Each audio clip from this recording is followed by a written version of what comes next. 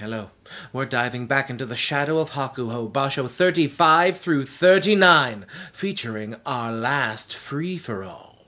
Self-throw! Hakuho! Roll the salt, get in the ring. Welcome to the Dohyo.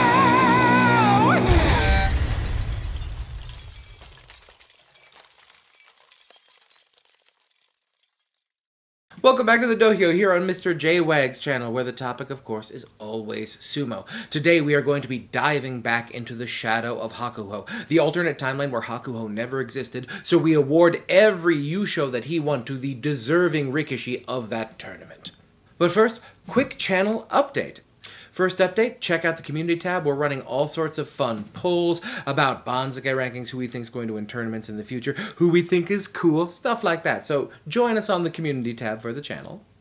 Second update, for those of you who only join us here on the Dohyo when I post on the Reddit or the Facebook or the Twitters or other some sort of social media, I do not post for every single episode, so please hit the subscribe button if you would like to see every single episode of this amazing, amazing show.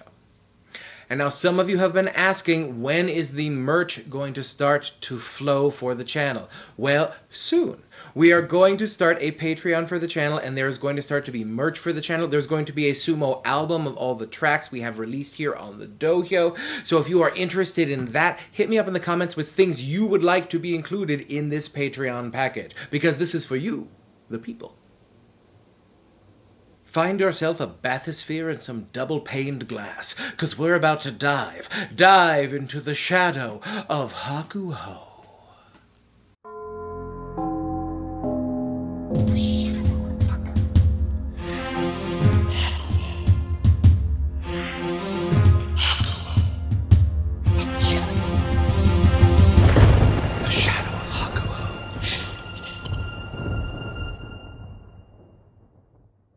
Okay, so we are coming into the close of the Shadow of Hakuho. We have 3 more episodes of new Basho sort of things before I start doing a big recap sort of thing for the whole project and explaining my sort of methodology. Quick sidebar. If there is anything you want to know about Shadow of Hakuho, if there's any sort of behind-the-scenes stuff, how I figured out the math of it, certain free-for-alls you have different opinions on, please hit me up in the comments and let me know about that. I would love to address any and all of these comments in the future episodes. Quick sidebar. Here we go with Yusho number 35. July 2015. Hakuho wins with a 14-1 record. Second place Jun Yusho goes to Yokozuna Kakaryu and Maegashira 8 Yoshikaze at 12-3. One win down at 11-4, Ozeki Terunofuji, Maegashira 5 Okino-umi, and Maegashira 8 Osunarashi.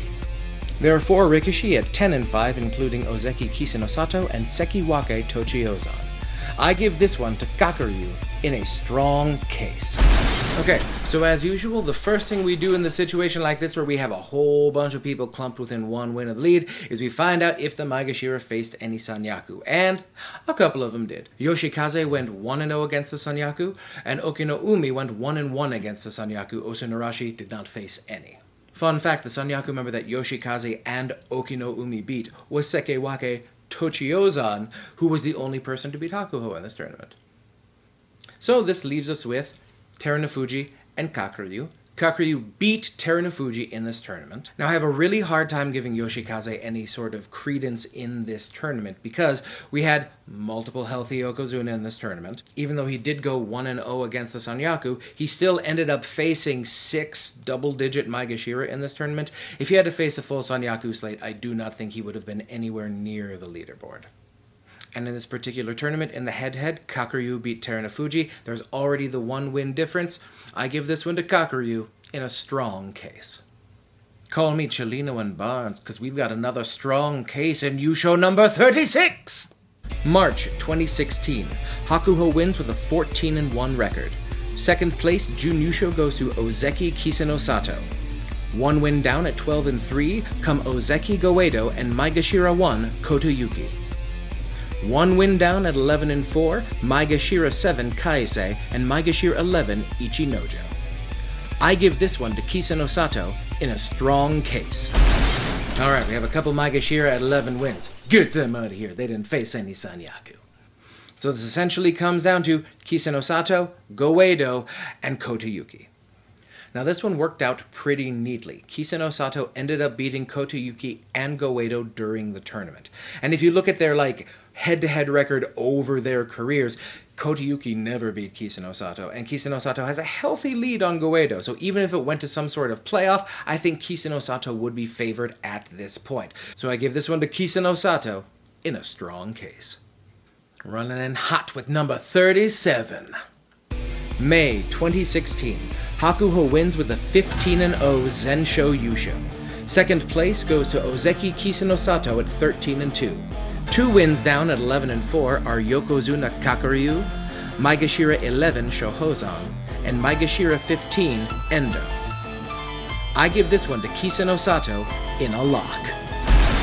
Now this basho is special for a few reasons. First of all, I've often spoken of what I call the PAX Hakuho. It's where Hakuho just decided to start winning after the retirement of Asashoryu, and basically, for a decade, didn't finish anything other than first or second.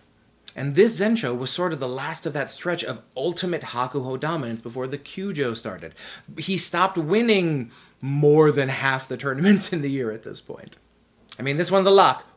This one is very clear-cut. Kiseno Sato had 2 wins on the nearest challenger. He had only lost to Kakaryu and Hakuho in the tournament.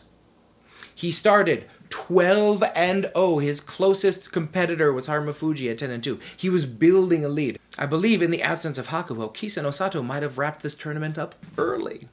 And as we recall from the Kiseno Sato Gracias episode, Kiseno Sato got 4 Jun Yusho in 2013 and achieved shadow promotion to Yokozuna.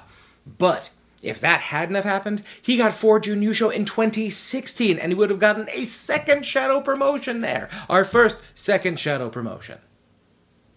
Who's ready for the big double 19, number 38? May 2017, Hakuho wins with a 15-0 Zensho Yusho. Jun Yusho second place goes to Ozeki Terunofuji and Maegashira 10 Tochinoshin at 12-3. 1 win down at 11-4, Yokozuna Harumafuji, Sekiwake Takayasu, Maegashira 7 Takakeisho, and Maegashira 10 Ura. 4 wrestlers at 10-5 including Sekiwake Tamawashi. I give this one to Terunofuji in a strong case. So once again, we have some Maegashira we have to deal with, and they're some of my favorites. Ura, Takakeisho, and Tochinoshin.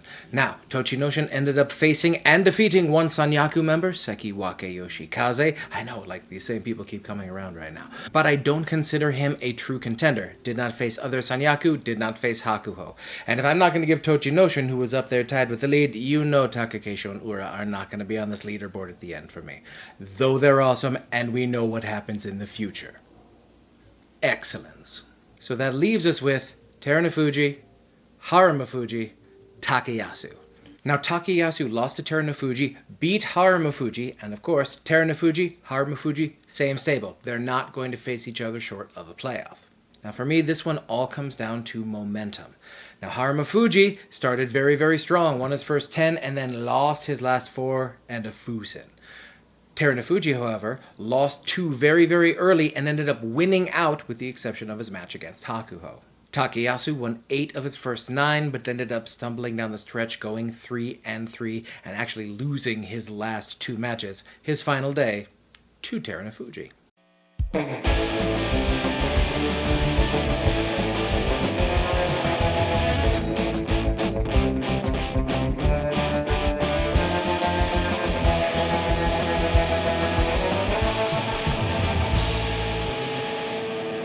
So Terunofuji had the extra win. He had all the momentum going into the second week. I give this one to Terunofuji in a strong case. Some fun extra historical context. This was 2017, and this was the last year Hakuho won 3 or more tournaments in a year. And also, another channel fun fact, this was the first Shadow Basho I personally watched in real time. Now, this is a tournament right after Kiseno Sato became a Yokozuna, and he ended up going Kyujo around day 7. So the previous tournament was the one where Kiseno Sato got hurt against Harumafuji, and he ended up beating Terunofuji twice on the last day. So that's the last tournament. Terunofuji got a 13-2 playoff loss to someone who became a Yokozuna, which is generally considered a Yokozuna equivalent. So in this one, assuming he picks up the extra win against the person who isn't Hakuho, then you could see him getting to 13-2 and 13-2. Shadow promotion? I'm not quite sure. At this point in the Shadowverse, we already have 3 Yokozuna, so there's no rush to be pushing him up there. 2 years previous in the Shadowverse, he had a very similar situation where he had 2 Yokozuna-ish basho in a row, but I said back then they probably weren't going to promote him because he had a long history of barely 8 and 7s and then Kyujos. Well, that sort of happened here too with Terunofuji. From that 2 basho chunk to this 2 basho chunk was exactly 2 years, and in that time he did not get that many kachikoshi. He got just enough to keep his Ozeki rank going Kataban several times. Before this specific 2 basho chunk of time, Terunofuji didn't get double-digit wins since September of 2015. Not exactly Yokozuna sumo. And that's not even going into the idea that getting Yokozuna at that time would have been the worst thing for him. Had he gotten Yokozuna, he would have immediately started going Kyujo and probably would have been pressured to retire. As it was, he ended up taking the huge tumble down the Bansuke, working his way back up, eventually besting his Ozeki rank, and becoming our new amazing Yokozuna. So it's not often you say that like a long injury hiatus is good for someone, but this seems to have worked out for him. Alright, this last one's a wild one. Number 39! July 2017, Hakuho wins with a 14-1 record. Second place, Jun Yusho goes to Maegashira 8, Aoyama. Second place, Jun Yusho goes to Maegashira 5, Tochiozan. 1 win down and 11-4, Yokozuna Harumafuji. I give this basho a free-for-all. We're here, our final free-for-all. We've only had 4 in the entirety of Hakuho's discography, 4, 15, and 33. Now this one isn't very interesting 3-headed problem. Our leader in this one is Aoyama. Now, in this real tournament, Hakuho sort of cruised to an early lead. He lost 1 match to Matakayumi midway through, but otherwise basically cruised through the tournament. Up until the last day, there was a little bit of drama. Had Hakuho lost, Aoyama might have been able to get a playoff, but it didn't happen, and we got, of course, like the heartbreaking view of like Aoyama looking up at the monitor, seeing Hakuho win the title against someone else. For the record, Aoyama has never beaten Hakuho, so he probably would have lost in a playoff. But this is the Shadow World, he doesn't exist. Would Aoyama have been able to do anything in this tournament without Hakuho? Hard to say. I think he would have been much more aggressively promoted. Aoyama only faced 1 Sanyaku member, Sekiwake Yoshikaze, who he beat. Also, through the course of his tournament, he faced 6 double-digit Maegashiras. So he had a little bit of an easier path to his final score. Now, Tochiozan is an interesting case. As I've said before, he's one of our great modern Sekiwakes. He's a very, very underrated wrestler who spent a ton of time in the Sanyaku.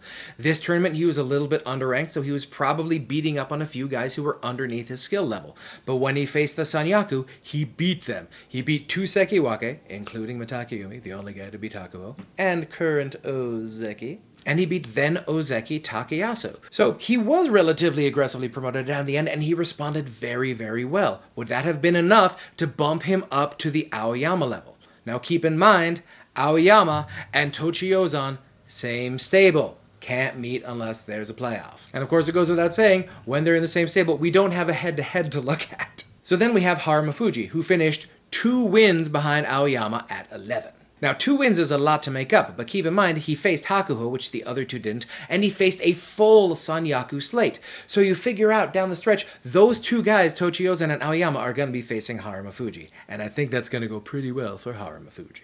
Harumafuji went 15-3 versus Aoyama, and 25-8 versus Tochiozan. This tells me if it were at all close, the other 2 had been promoted aggressively down the stretch, Harumafuji probably would have won a playoff. But 2 wins is a lot to make up. Harumafuji, another case of a wrestler who started slow, lost his first 2 matches, including giving up a Kimboshi. He also gave a Kimboshi to Ura later in the tournament before finishing very strong, sweeping the final week until losing on day 15 to Hakuho. Alright, so this is it, the final free-for-all. Who do you guys think takes this one? Let me know in the comments. Oh my goodness, we only have 2 of these left before we are out of Basho. So remember, hit me up in the comments, let me know what your questions are about the whole process of the Shadow of Hakuho. What are you curious about? And stay tuned for our hot predictions for the March Basho coming up, and I will be telling you all how to support the channel very, very soon. So stay safe, stay strong, stay healthy, and I will see you next time on the Dohyo.